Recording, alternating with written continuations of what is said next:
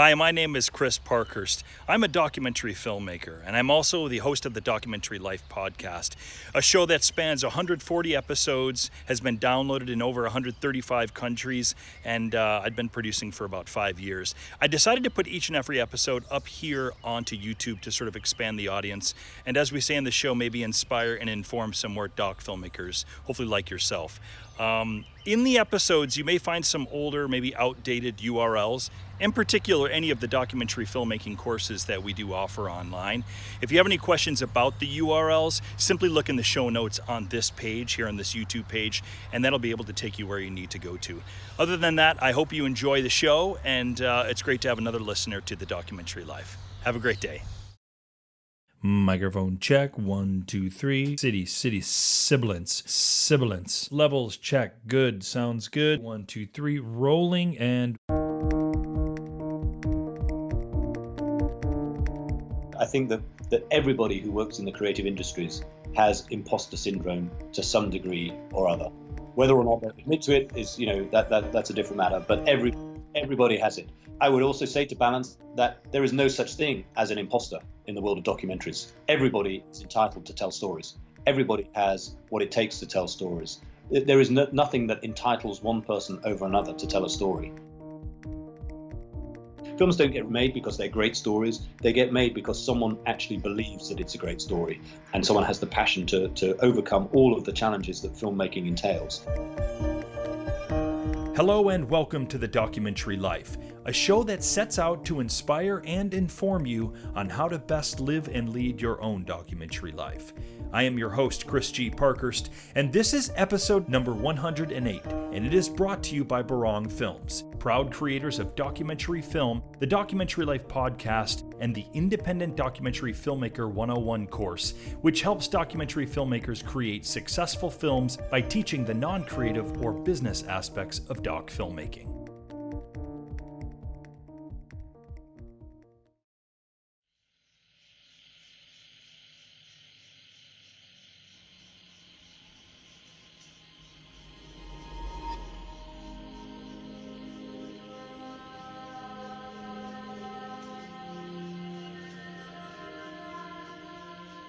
As I used my chroma to wipe clean the steps of the Wat, I thought about some of the main points that I wanted to get from this interview.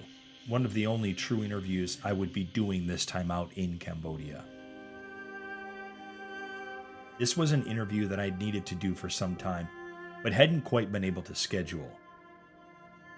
But I suppose if I was being totally honest with myself, it was probably more than simply scheduling that had kept me from making this happen sooner than today.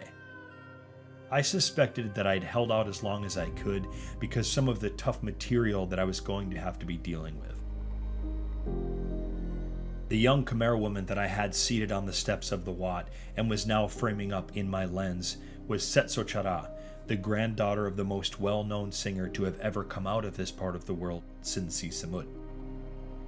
She was also the daughter of Sin Chanchaya, one of our chief subjects, who takes us through the significance of Sinsi Samut, not only from a Cambodian perspective, but from a family's perspective. Setsochara and her father had forged a very special bond, one that I suspected perhaps ran even deeper than any he had even with his two sons, a rarity in this still quite traditional patriarchal society. Which is what made today's conversation a difficult one. I smiled to Setsochara and I told her she looked amazing, which she did. And I made sure my focus was tack sharp. I took a deep breath and I rolled camera. Steph and I had grown quite close to the Sin family since 2013, when we'd first sat down to talk with Chanchaya to discuss his father and the significance of his work. At first, he'd been a little suspicious of our camera crew coming into his home, which also doubled as the Sinsi Samut Association and music classroom where he gave voice lessons to young Cambodians. And rightfully so. He had been dealing with copyright issues for many, many years, where many people had made money off of his father's name, while the family had never received so much as a thank you, let alone any actual royalties from their father and grandfather's music. But it didn't take too long for Chanchaya to start opening up to us, as he began to realize what we were about. A handful of foreigners who had spent much time in his country, who wanted to share and celebrate the legacy of Sun Si Smut with the millions of Cambodians and Cambodian refugees around the world, as well as potentially a larger Western audience who perhaps had been unaware of his father's contributions to the music world. Of course, as was always the case, whenever we did these interviews, we had our trusty friend Kaizaka along to grease our proverbial documentary wheels. You'll remember from our last episode, Kaizaka was our brilliant fixer translator who had a way of relating to each and everyone we'd ever asked to film with.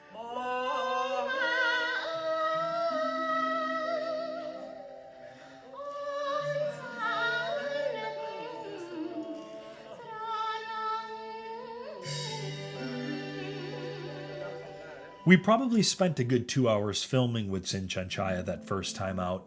He seemed fairly happy with the discussion, although when we'd finished up, maybe he was a little tired from the event. He had a long day ahead of him still, as many students had started coming in for their music lessons.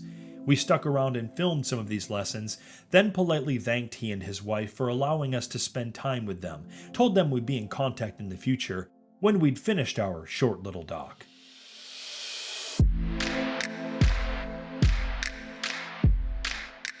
In 2014, when we returned to Cambodia to commence filming on what had now become our feature documentary film, we reached back out to the Sin family and asked to film with Chanchaya again, to which they not only agreed, but they ended up basically bringing us fully into their homes and lives to film not only with Chanchaya, but their daughter, Setsochara, and one of their sons, Setakol. When we first arrived for our second full interview with Chanchaya, the wife and mother, Samsan, greeted us with a big smile and hugs, as if we'd been friends for years. Her smile, it's the kind of smile that immediately pierces your heart and that you want to stay wrapped up in forever. I've since told Setsochara that it is truly one of the most amazing smiles I have ever witnessed.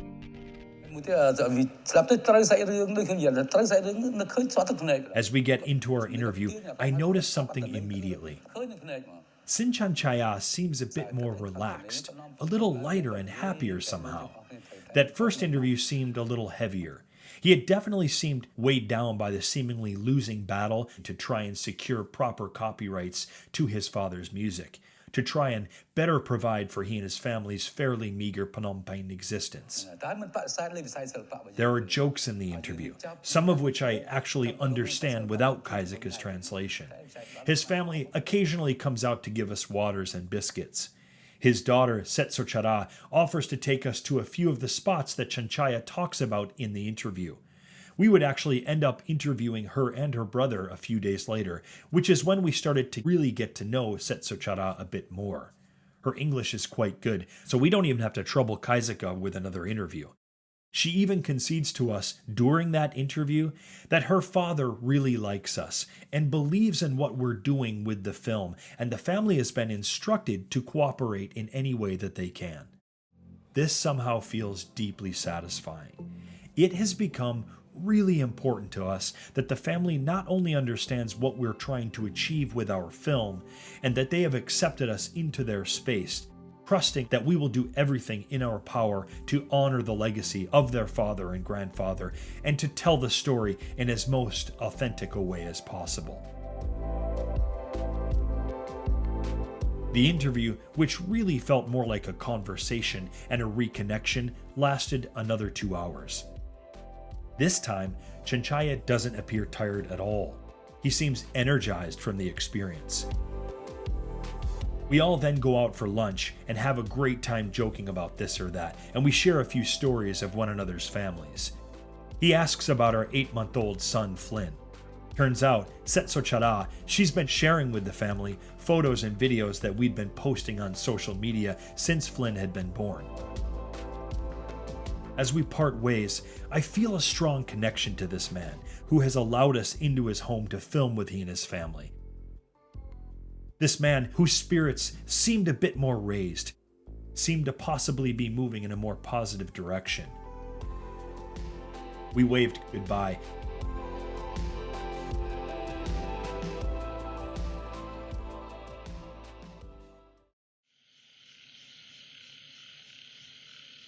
I reframe my shot, going in a bit tighter than I have been for the first pretty warm-up, fairly softball questions. I prepare myself for where I'm about to go with the interview. And I can see that she knows. She's been trying to be relaxed with my questions, but I had made the very conscious decision to let her know what I was going to need to talk to her about shortly before our interview. As I ready myself to get into it, I am reminded again of Setsochara's mother, and her smile that could penetrate even the darkest corners of this country, of which there were certainly many, and how she so warmly greeted us a few years ago. This time out, she had done much the same, and she had immediately asked about Steph, Flynn, and our additional little one, Maya, whom we had added 2 years prior. And then she upped the ante, informing me that her family now considered my family to be a part of theirs. That in her mind, our families were now forever entwined. And as I look at her daughter in my frame, I brace myself, and I ask my sister what it was like that fateful day 5 years ago, only weeks before we'd left Cambodia, when her father, Sinchanchaya, had quite suddenly and inexplicably fallen down in their home, in the Sinsi Association, most likely already gone before his body had even impacted with the floor.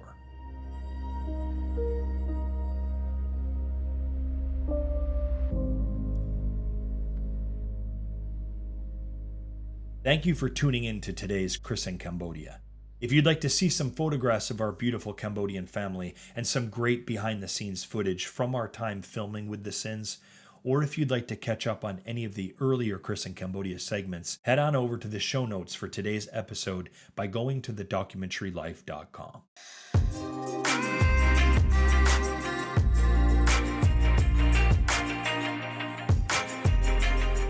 Something I wanted to mention before continuing on with today's show. You've probably noticed that we're playing around with some pretty cool fresh sounds on this season of TDL. And I'd like to thank Musicvine for supplying us with those cool fresh sounds.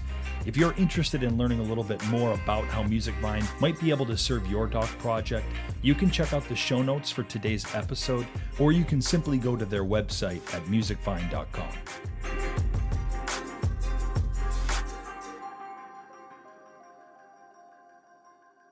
I wanted to jump back on here and have a quick word with you. I'm sure regular listeners of the podcast have noticed that the show recently went from weekly to bi-weekly, and I wanted to give you a brief explanation of why this is. Producing an episode of the Documentary Life podcast takes a lot of time, thought, and energy, and even though we love doing it, it was starting to feel like it was infringing upon our ability to be working on our own documentary film. And obviously that just didn't sit right with us.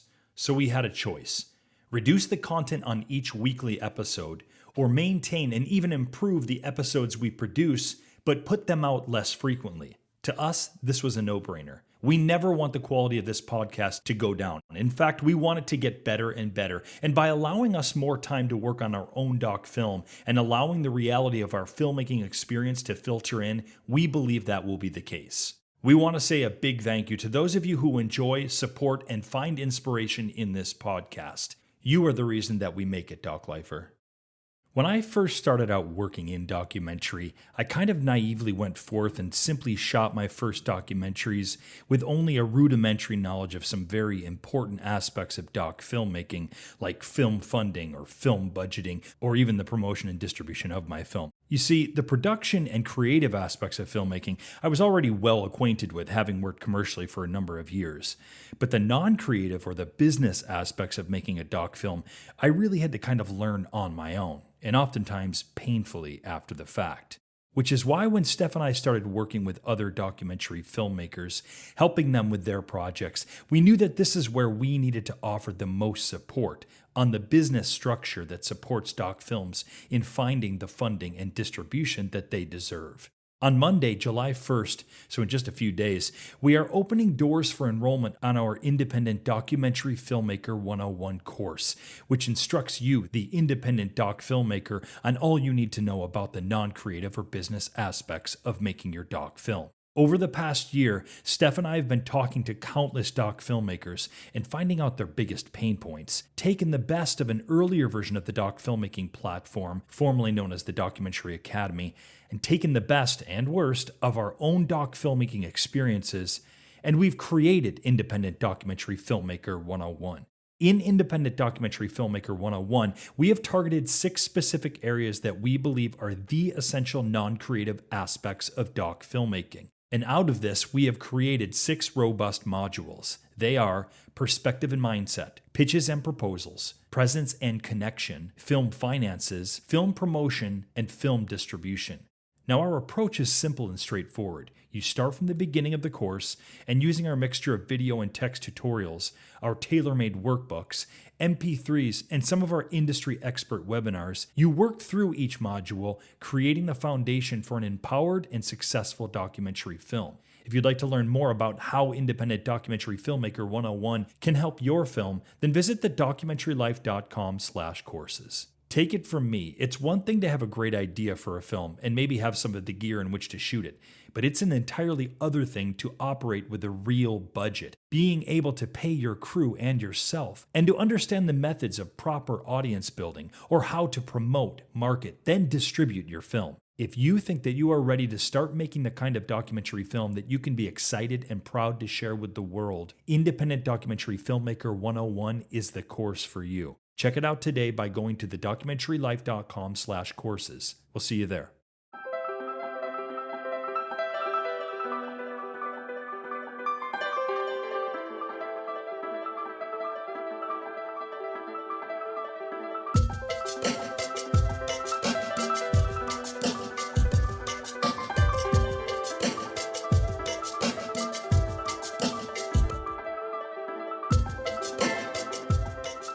Alex Holmes is a multi-award-winning director, writer, and producer. Alex co-wrote and directed the Emmy and BAFTA-nominated House of Saddam and Dunkirk, a 3-part miniseries for the BBC, which won Alex his first BAFTA as a director. He also directed the documentary Stop at Nothing, the story of Lance Armstrong's Faustian pact with performance-enhancing drugs. His current film, Maiden, is a documentary about 26-year-old Tracy Edwards, who set out to skipper the first ever all-female crew during the Whitbread round-the-world race, a race that spans 33,000 miles and lasts for 9 months. Alex Holmes, it's an honor to have you on the program. Welcome to the Documentary Life today. Thank you for having me. Alex, in looking at your IMDb page, you seem to have a pretty healthy mixture of the fiction and nonfiction, and work in a combination actually of many capacities, such as director, writer, and producer. Did you always set out to work in narrative TV and documentary? Yes, my journey into filmmaking started when I was a child, actually, because I grew up in a very rural part of the UK, very, very remote. But I had a stroke of good fortune, which came out of rather tragic circumstances. My grandfather had been ill for many years and was bedbound, and my parents had bought him what back then, I'm afraid to admit that we're talking quite a few years ago now, it was something quite unusual. It was a portable television. That rather gives away my age. That was a fairly new invention in the rural UK. And he had this to watch the racing on when he was when he was bedbound. He was an avid horse racing fan. But when he unfortunately passed, nobody knew what to do with this portable television, because in those days, houses, you just had one television. There were only 3 channels to watch in the UK then. Yeah. No one knew what to do with this spare television, because you only had one TV in the house, and that sat in the corner of the main room, and that's where the family gathered to watch it. And I put my hand up and I said, well, I'll have it. I'll have it in my bedroom. Yeah, and yeah. this was well before that was a common thing for kids to have screens in their bedroom.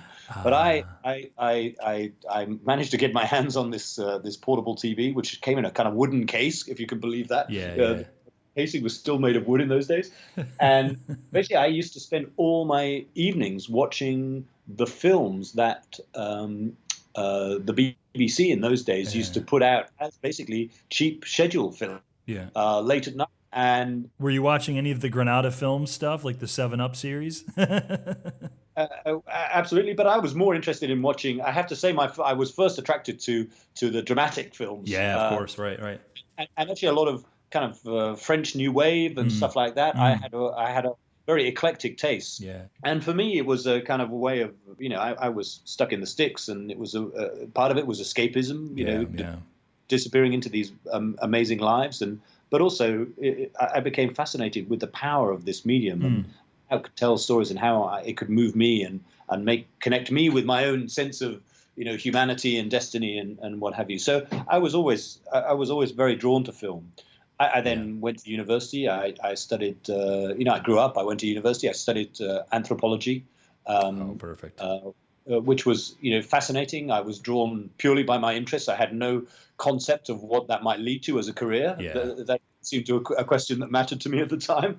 I was living very much in the moment.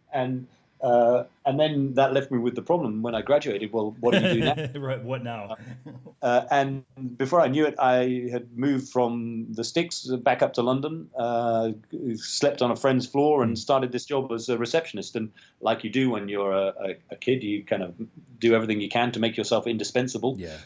It was terribly exciting to be in this grown-up workplace with these journalists around. And over the course of time, I just tried to get as close to the journalists and do as much to help them as I could. And I started doing some research for one journalist in particular who had a particularly strong track record in investigative journalism. And then after doing that for maybe a year, 18 months, this journalist on one of the stories he'd written, Channel 4 television, said that they wanted to turn it into a documentary. He had done some television before, but didn't know a whole lot about making television. And his strategy was to hire someone who knew even less than he did, so that he didn't look foolish. So he hired me to help him make this documentary, and it was really a baptism of fire because we did engage. We brought on a director and things like that, but as a production, we basically put the thing together ourselves. Him very much in the lead, but it was absolute immersion into what it takes to make a documentary. It's funny you ask about Granada, because actually, that was a shining beacon in British television back in the days when I was in my 20s. Oh, absolutely. And that series 7 Up, which was kicked off by Michael Apted, was filmed by George Jesse Turner. Came out of a unit that used to make. In fact, the first 7 Up was part of a show called World in Action. That's right. Yeah. It was a current affairs TV show, a bit like 60 Minutes, but without any reporters. It's just a very pure documentary form. Yeah. But it went out in prime time. And it was feisty, and it was looking to. I think that there was an informal motto at the show, which was that its purpose was to afflict the comfortable and comfort the afflicted. I was a young person. I wanted to make the world a better place. I wanted to do what I could. I was quite politically motivated, and I'd grown up in Thatcher's Britain, which I think I saw as a very unhappy place, a very more impetus for you, which had simply widened gaps of inequality, and a lot of people had suffered at the economic policies that were adopted, so I just that was my dream, to work on that show, and I applied, and by good fortune and having put the spade work in early in my career, I managed to get a job on it. It was it's quite remarkable. And Alex, I could easily talk about the next 20, 30 years of your doc filmmaking career, but obviously we owe a bit of time to Maiden, your current film, which is really on the eve of theatrical distribution here in the U.S. So why don't we talk about Maiden, Alex? Tell us how you first came to hear about the story, and then why you considered it as your next doc film project. Well, so I first heard the story at my daughter's elementary school. My daughter was 11 years old and she was leaving the school, and they were having what they called a celebration evening to say goodbye to the students who were moving on. And that year they had mixed it up a little bit by getting in a guest speaker who was just a local personality, a local resident, and that was Tracy Edwards, the skipper of this first all-female crew. And I think anybody who meets Tracy knows straight away that she's quite an impressive character. She's very bright, very driven. In spite of the fact that she dropped out of school before taking any exams, she was a rebellious teen herself. But she is just a very impressive individual, and that struck me straight away. But as she told her story, I just thought there's got to be a film in this. It was a really inspiring story about how she had this dream. And that she had come up against all of this opposition to following it. People told her that, her dream was to sail around the world in this super competitive yachting race, and people and this in those days just wasn't a thing that women did. There was not an opening for women into this sport, but she wasn't prepared to take no for an answer, and she just battered down every door and overcame every obstacle that was put in her way, and ended up entering the race with a crew of all women and pulling off this amazing feat. And it was just inspiring. Yeah. My first assumption was, that night as I heard her tell the story, was it must have been done already. Because I thought, stories like this just don't get overlooked. This must have been done. And I went up to her afterwards and said, surely this must have been turned into a film. And she said, no. I said, well, if it hasn't, I would love to do it. Wow. And in my mind then, I was thinking of it as a dramatic feature because, I'd worked I knew what it'd take to make a documentary, and the chances of there being enough footage from back in 1989 for the era of small cameras, certainly before the era of the iPhone or phone cameras. Yeah. And that a lot of the action was bound to take place away from land, in salty, wet, damp conditions. The chances of them actually having cameras on board and capturing enough footage to make a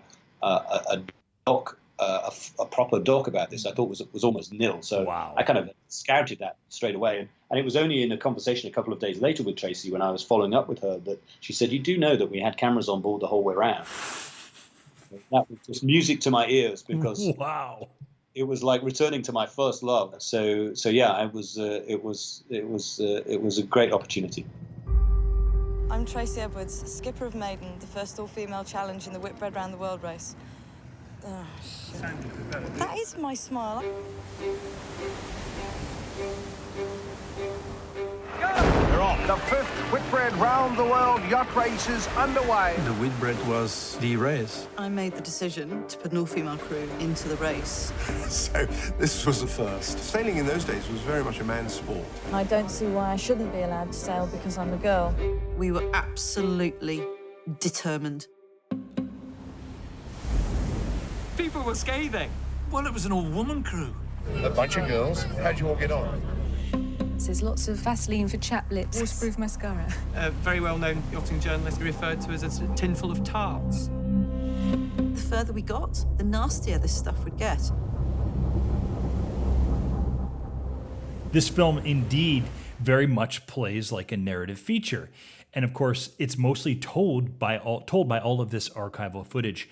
When did you make that decision? I guess once you realized that you had all of this archival footage, or the opportunity to have the archival footage, is that around the time that you made the decision to tell this doc like a feature? Like what was the thought process there? Well, I guess the fact that I've written screenplays for the studios. Right.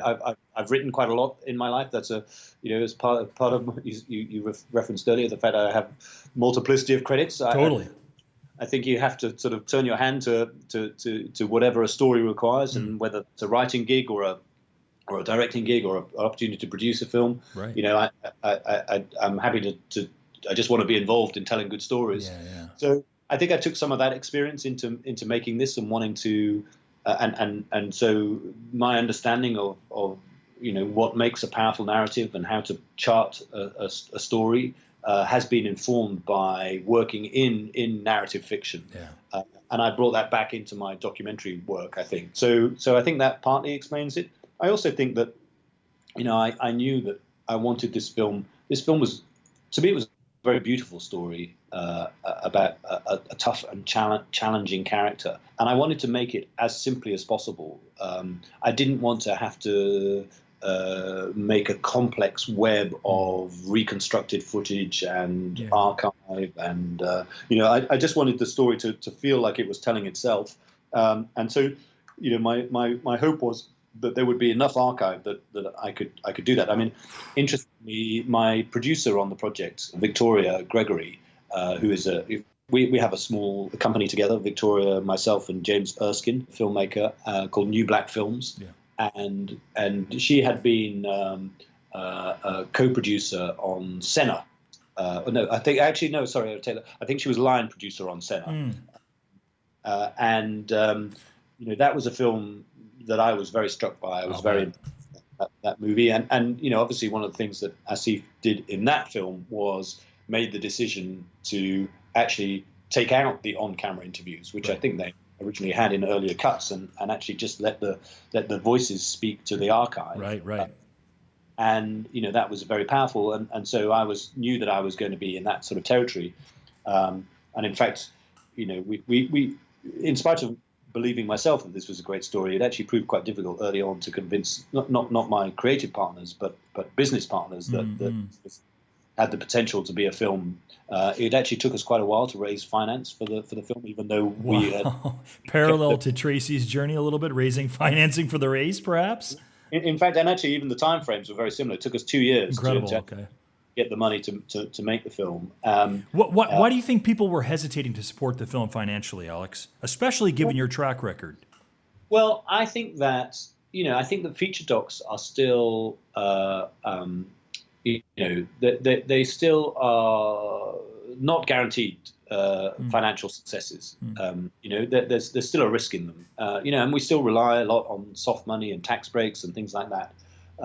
So it's not something to be entered into lightly. And I think that this film is now, it's 5 years later from the time I first heard it that this film is being released. Wow. And it's being released into a different world than it was 5 years ago. Yeah, right. A whole conversation has opened up about gender equality, about the need to open up opportunities for women that have previously been closed. There's a whole conversation going on out there that means that this film is now falling into a world that is perhaps more ready to hear it than people were 5 years ago. That's right. And I think back then this was a film. If either it was a film about gender equality or it was a film about sailing, and neither of those two things seemed especially box office gold at the time. And so I was still a little surprised though, given the strength of the narrative and the strength of the central character, that it didn't get picked up. But films often end up getting made about I mentioned Asif earlier. He's made a great career out of making films about people who the audience is already invested in, people who they're already familiar with. Amy Winehouse, another good example of that. Whereas this was someone nobody had ever really heard of. So actually launching a feature doc, and all of them, and I was very clear that I wanted to make it as a feature doc, that the story needed like a full feature to really unpack it and to get into the heart of this character. Rather than just make it as a TV hour, which I think would just have told the story of the race and wouldn't really have allowed us to go deep into the characters. That's right. So Alex, I wonder if you might share with us a little bit of how Maiden was funded. I mean, that's obviously very interesting to our doc filmmaking audience that we have. So there are 4 elements to funding a feature doc, as far as I can see right now. And I have to say, this is really, Victoria, my fellow producer, this is her territory. This is her area of expertise. And, we have this company because we know that putting feature doc, it's a company that's very much focused on making feature docs. We have a strong track record in them now. Yes. and that it exists as a company because it takes, you have to know how to put the finance together. But it generally consists of 4 elements, and there is no 2 films are financed in the same way. But for Maiden, it was some private finance, some tax credit that you can turn around, some soft money where you can find it, which is kind of government grants and things like that. Although I think that was very minimal in this instance. And then ultimately you have to put your hand in your pocket. And for the last stretch, we were funding it off our bank debt and credit cards. Right. Investing in yourself, if you will, because we had to finish the film. So those are the 4 elements.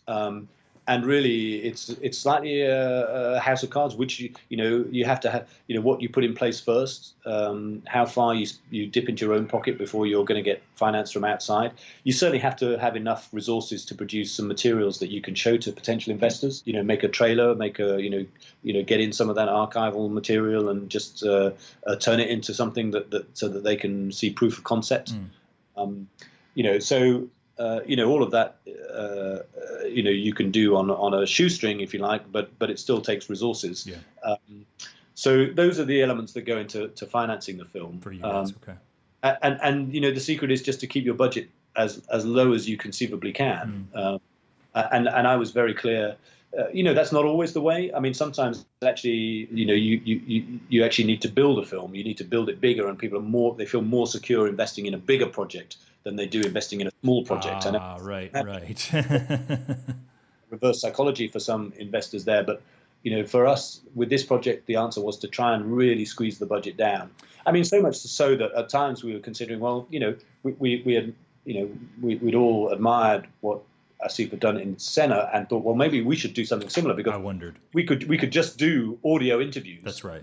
Save ourselves the costs of film and lighting and hiring a studio to do those interviews, right. And just use the archive. Maybe do some deal on the archive. I mean, one of the advantages of making an archive-based doc is that, of course, you don't have to ante up for the rights to the archive until you finish the film. That is a really, really good point. And so that being said, then how did you go about obtaining your archival footage, and then afterwards realizing, now the process for obtaining the rights has to happen. So how did you obtain that archival footage first?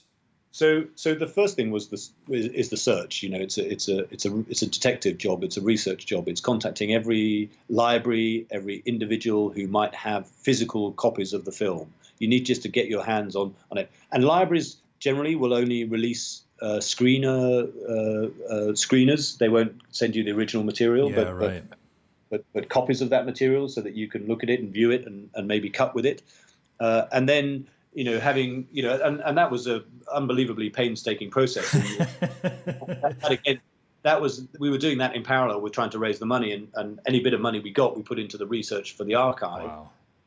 And that took about 2 years to kind of feel like we had, the vast majority of the archive that we were likely to get our hands on. Alex, can you give us some idea of what the budget was for archive at the end of the day? I would be loath to make a wrong guess, and I'm so reliant on Victoria for this stuff that I would hate to get it wrong, but I would say it was a third to a half of our overall costs was archive costs. So really, really substantial part of the process. That's right. And so, having done that, you then put it together, you do your offline cut, which for us was always that's where we put the rest of our resources, was really into trying to buy ourselves enough time in the edit, because it was clear to me, I had enough experience to know that this was one of those films that was going to be made in the edit. And I wanted to make sure that we had enough time to work on it in the offline together, and so that's where the second bulk of our resources went. We spent almost no money on actual production. I say almost no money. Right. I mean, we did hire a studio, but we only hired it for a few days. I can't remember exactly how many filming days we did, but something like 5 maybe filming days overall. Okay, I was trying to guess that. I thought maybe 3-4 days, but there you go. Yeah. Okay. Yeah. Well, one of our challenges was that we had to get the crew together to do these interviews. That's right. You can't get them all for 1 or 2 days. So we couldn't get them all in one hit. So we had to two sessions. But it was so that's really how the production shaped up. But obviously with Archive, it's only once you finish your offline and you go to the online to finish your final post-production, that's when you have to declare what rights you want to buy in the Archive, and you get sent, only when you declare that do you get sent the original material. And that's when you have to replace all of the temporary material you've got in your film, all the low resolution cuts with the high resolution stuff. So, well, it's a tricky thing though too. You're juggling between the director, producer, and then your editor, right? Because your editor has this footage that you have supplied her with that's archival footage, right? That you haven't yet secured the rights for, and so she's editing with this footage. I wonder if there are moments for you where you felt like, you know what? I know that's going to cost us an arm and a leg. Can you try maybe not to use that clip or that footage? No, absolutely. And as you come towards the end of the process, you are literally shaving seconds off in the edit. You're recutting to hit targets. That's right. So that you can afford the rights. That's absolutely part of the process. It's a very mercenary and sometimes painful process. We have to kill our babies along the way, don't we? Ultimately, if you haven't got the cash, we had already stopped paying ourselves by that stage. We were already maxed out on our credit cards. It happens. Alex, but the good news was we had a film that we believed in, and that we felt was coming together strongly. So we felt it was worth making the effort. So, Alex, something we talk a bit about on the show is this idea of imposter syndrome as a doc filmmaker. This idea that maybe you don't believe that you're worthy of this doc filmmaking venture, or who are you to tell this doc story? Have you yourself ever experienced this as a doc filmmaker? That's the first question. And secondly, did you ever question whether or not a male should be the one telling this incredible story about an all-female crew? Two great questions. So here's what I think about that. I think that everybody who works in the creative industries has imposter syndrome to some degree or other. I think so. Whether or not they admit to it is, that's a different matter. That's but right. Everybody has it. I would also say, to balance, that there is no such thing as an imposter in the world of documentaries. Everybody is entitled to tell stories. Everybody has what it takes to tell stories. There is nothing that entitles one person over another to tell a story. That's a absolute. I believe it's a very democratic medium. There are differential access to resources, but there is no inherent right or for one person to tell a story over another. Fantastic. When it comes to the question of me as a man telling a story that is ultimately a feminist story, I don't have an issue with that. I guess my view is that the reason any film gets made is because of the passion of someone to tell that story. That is the only reason a film gets made. Films don't get made because they're great stories. They get made because someone actually believes that it's a great story, and someone has the passion to overcome all of the challenges that filmmaking entails. It's the only reason anything ever happens, And so I felt I was the person who had the passion for the story. It sparked something in me the first time I heard it. I never questioned whether it was a good story or the right story. I knew that from the get-go, and I knew, that if I didn't tell this story, the chances were nobody was going to tell the story. So I would rather have this story told than me just back away because maybe I wasn't the right gender to tell it. And also, I've spent my whole life telling stories about people other than me. I didn't feel I was taking a job away from a woman director by making this film, because there wouldn't be if I wasn't going to make it, there wouldn't be a job to fulfill there. And I think it's part of our craft that we aim to put ourselves in other people's shoes when we tell documentary stories. We have to, and that's the experience we're giving the audience. We're showing the audience the world through the eyes of the characters who they're sharing that screen time with, and that's part of the creative process. So I didn't personally have a problem, and to be honest, I'm not sure that it's a question that's really come up very often, because hopefully I did a good enough job. There is no doubt. Alex, final question. There is such a great message in Tracy's story of perseverance, of always moving forward, right? Never taking no for an answer. And that while the journey is often never straightforward, always continuing to be propelled by her dreams and vision, right? This message can apply to everyone, of course, but I wonder if you might apply it for us to doc filmmakers and doc filmmaking. If you might help us apply it to leading our doc lives. Well, here's the lesson. I think to be more specific than you've just been, which I think is what you said is absolutely correct. But I think you can be even more specific than that, which is that, Tracy, if you look at what Tracy did, she just didn't not take no for an answer. She took a step. She decided to take the next step. She went out the door instead of thinking, I really want to do this thing, but I'm not sure I should. I'm not sure I'm not. Should I do it? Shouldn't I do it? She actually said, I'm just going to start doing it. And then let's see what happens. And maybe I'm going to head off in the wrong direction to start with, but I can correct my course. If I don't even take the first step, I'm never going to correct my course. I'm never going to get anywhere. I'm just going to sit here ending up resentful, feeling frustrated. Whereas actually, what you have to do is you just have to get out the door. You have to make that call. You have to ask that question. You have to make that proposition and start making a film. That is, whatever resources you can corral. And then it will attract resources. You may not end up with the goal, the original goal that you had in mind. That may not be your final resting place, but you will end up somewhere interesting. That's guaranteed. Whereas if you sit at home reading about it, thinking about it, and not actually doing anything about it, you won't end up anywhere interesting at all. Fantastic message, Alex. How can we see Maiden? It's released in New York and Los Angeles on this Friday, the 28th of June, and then it rolls out across the country in dates throughout July. So if you go to maiden-film.com, dates of the releases and where you can see it will be right there. Being released by Sony Pictures Classics, who I have to say do a great job at supporting documentary films. So we're really pleased to be involved with them.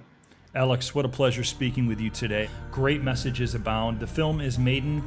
The director is Alex Holmes. Alex, so much of what you said is going to speak directly to the sensibilities, obviously, of our listenership. And thank you so much for being part of the documentary life. Thank you. It's absolutely my pleasure.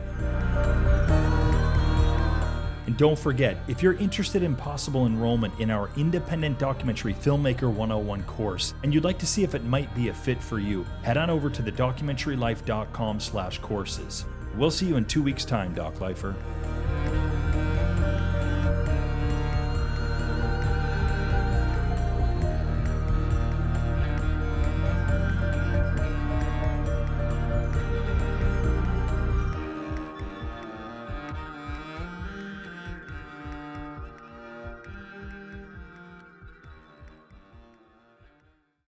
Thanks again for listening to the show, and remember to like and subscribe to this channel. Also, remember, for any of the URLs that may or may not be outdated and you want to get the most up-to-date information, perhaps for the documentary filmmaking courses, for the blog, for other episodes, just go ahead and check in the show notes below on this YouTube page, and that'll give you the correct URLs to use. Thanks again. Have a great day.